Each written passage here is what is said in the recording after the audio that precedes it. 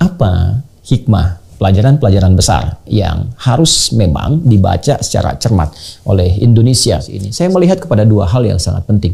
Yang pertama, penetrasi yang dilakukan oleh Rusia untuk menganeksasi baik itu Crimea, wilayah timur, sampai kemudian sekarang bergerak ke pusat wilayah ibu kota di Kiev itu, ya bukan sekedar mengambil alih, tapi juga mematahkan berbagai bentuk langkah-langkah antisipatif yang kemungkinan bisa menyerang terhadap negara.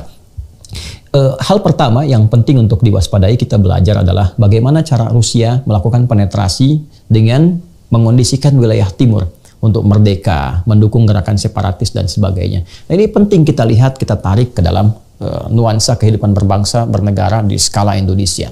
Bila ada gerakan-gerakan separatis, apalagi yang meminta dukungan-dukungan kepada luar, ya bahkan menghadirkan wacana-wacana, menghadirkan kesan-kesan negatif terhadap pemerintahan negara Indonesia, itu patut diberikan perhatian yang kuat, perhatian yang tinggi, ya, supaya tidak terjadi di masa depan bahwa ada pengakuan dari dunia luar, dan dengan pengakuan itu kemudian masuk pasukan-pasukan dari luar, ya, masuk kemudian invasi dari luar untuk menganeksasi atau mengambil wilayahnya, dan ini sangat berbahaya, sangat berbahaya.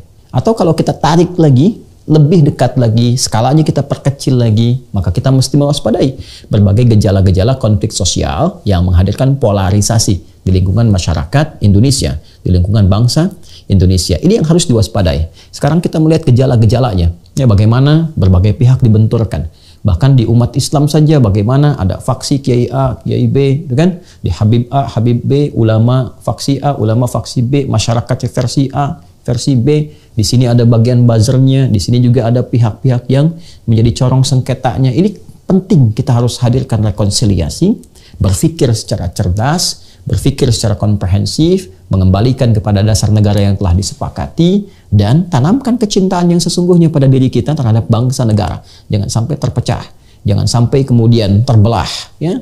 Jangan sampai hajat-hajat politik yang memang dikerjakan hanya oleh sementara orang demi kepentingan politik tertentu berpotensi dan tega mengorbankan satu hasil dari perjuangan yang telah menyatukan Indonesia. Dan bila terjadi potensi-potensi yang memungkinkan memecah atau terjadi potensi separatis dan sebagainya, harus cepat ditangani. Ya, cepat ditangani, cepat dicari solusi yang terbaik, solusi yang ideal, yang menenteramkan dan menyatukan. Itu pelajaran yang pertama.